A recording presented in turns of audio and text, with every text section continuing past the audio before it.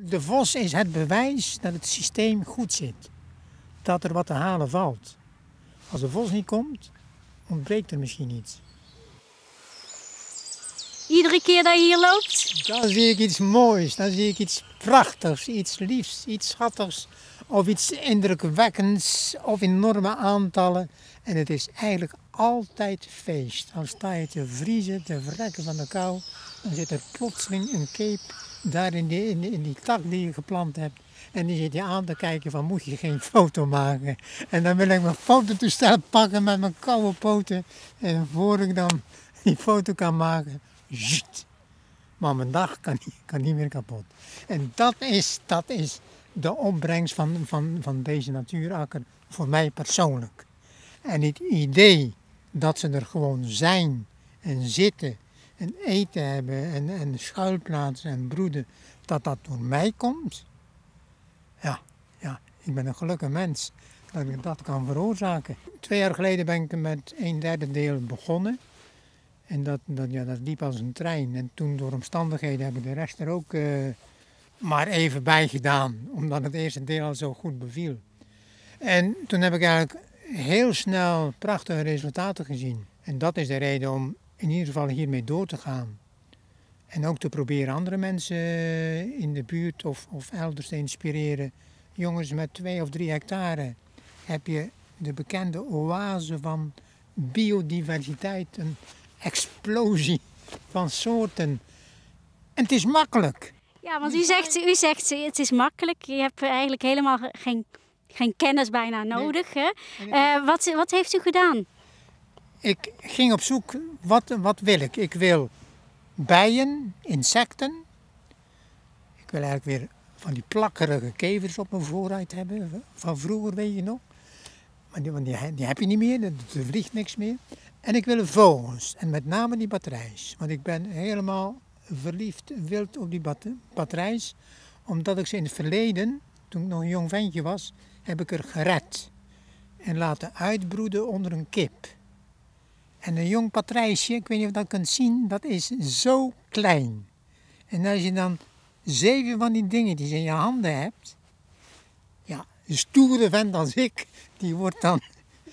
Helemaal kortom, dat wil ik terug, want ik zie ze niet meer, ik hoor ze niet meer, dat zijn prachtige vogels. Dus dat is voor mij een beetje het symbool. Ik ben op zoek gegaan een zadenpakket voor vogels en voor insecten. En die kun je krijgen in allerlei soorten, allerlei maten. Daar kun je je eigen voorkeur aan toevoegen. Nou, ik ben dol op een korenbloem. Dus in het pakket heb ik een paar kilo extra korenbloem. En wat zonnebloemen, want dan ziet de rest van de wereld ook van, daar zijn ze goed bezig. En ja, dan ga je maar zaaien. En dat is het enige wat ik moet doen. Hè. Ik zaai in het voorjaar. Het is altijd goed. Het eerste jaar kwam er niks boven, want het was hartstikke droog. Dus u bent een beetje een luie natuurbeheerder. Ik ben zo lui als mogelijk is, absoluut. Maar daar vergissen de mensen zich in. En ik zie dat ook, die natuurgebieden hier tussen Draaiburg en Aardenburg. Dan zie ik die mannen van het Zeeuws landschap distels hakken. Moet gebeuren, absoluut. Ik heb hier ook distels. Maar ik hak ze niet. Als ze niet te veel opvallen, laat ik ze staan. En als ze wel opvallen, pak ik de spuitbus. Want dat is iets, dat hoort in mijn optiek, ook bij modern natuurbeheer en natuurinrichten, dat je durft op te treden. Wat zit hier allemaal nog meer? Putters, vinken, grasmus. In de zomer broeden er zeker leeuweriken. Ik denk 3, maar misschien wel 5 koppels. Dus stel je voor, je staat hier zoals we nu staan te kleumen in de kou, maar je loopt hier lekker in het zonnetje. En je hoort aan 5 kanten die leeuweriken en die roepen de patrijs. En een zwermje putters komt tjilpend voorbij gevlogen. Ja, dat is werkelijk heerlijk. En je weet, ze hebben vreten, ze hebben rust, ze hebben ruimte. Alleen ik kom er af en toe eens langs gelopen, soms met mensen die het graag eens willen zien. En ook dat, ja, het zit in mijn bloed natuurlijk. Uitleg geven, laten zien, vertellen wat en hoe. Hoe zou het voor anderen ook aantrekkelijk worden om dit te doen? Nou, ze moeten zeker eens een keertje komen kijken. Vooral de boeren. Burgers komen van allerlei beroepen komen kijken met heel veel plezier, heel enthousiast. Die zijn ook al ingesprongen op het plan met van hey, we willen best sponsoren. Nou, dat is prima, prachtig. Maar die boeren moeten net even overtuigd worden dat het geen kwaad doet. En dat ze er niet aan vastzitten. Want een van mijn uitgangspunten, behalve dat weinige werk, is ook als ik een beu ben, ga er morgen de ploeg in. En overmorgen, nee, ik moet nog een maand wachten, kan ik tarwe zaaien. Het is dus onmiddellijk terug te zetten. Je zit niet vast aan een contract van 10 jaar of 6 jaar of wat dan ook. En dat is ook een pluspunt. Plus, ze zijn bijna helemaal vrij om het zelf in te richten zoals ze willen. Het huidige natuurbeheer, dat gaat er een beetje naartoe van we zetten overal hekken rond en straks nog een draad erover. Dat is niet wat ik wil. Het is gewoon, het is geen echte natuur, maar het lijkt er wel vrek te veel op. Maar hier mag de vos ook komen. Ja, ik zal hem niet... Liever niet? De vos is het bewijs dat het systeem goed zit. Dat er wat te halen valt. Als de vos niet komt, ontbreekt er misschien iets. Het is eigenlijk alleen maar interessant natuurlijk als het een beetje wel hier in de buurt ligt. Zodat de beesten Die uitwisseling. kunnen van Klopt. het ene gebied naar het andere gebied Klopt. kunnen hoppen. Ja. Dat is het meest interessant, maar van de andere kant, ook zonder dat web, is dit gebied zinvol. Ik bedoel, de soorten zitten er wel. Het is een schuilplaats en een voedselplaats.